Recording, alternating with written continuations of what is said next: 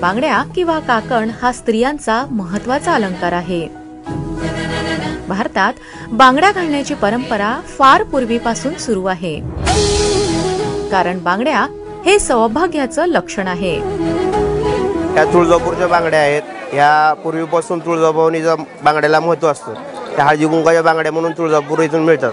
ह्या बांगड्या फक्त भारतात तुळजापूर या ठिकाणीच मिळतात। ज्या ठिकाणी महिलांच्या हातातील बांगड्यांचा आवाज राहतो त्या ठिकाणी देवी देवतांची विशेष कृपा राहते। या बांगड्याचं महत्त्व म्हणजे लहान लेकरांपासून मोठ्यांपर्यंत सर्वांना ह्या बांगड्या देवीचं दर्शन झाल्यानंतर भरलेल्या जातात। आदिशक्ती कुलस्वामिनी आई तुळजाभवानीच्या शारदीय नवरात्र उत्सवात स्त्रिया पारंपरिक वेशभूषेत आणि विशेषतः लाल किंवा हिरव्या रंगाच्या बांगड्या हातात घालून देवी पुढे रास गरबा करण्यासाठी मोठ्या संख्येने इथे येत असतात। श्री देवीजींची ओटी भरताना त्यात साडी खणासोबतच हिरव्या किंवा लाल रंगाच्या बांगड्या देखील आवर्जून अर्पण केल्या जातात।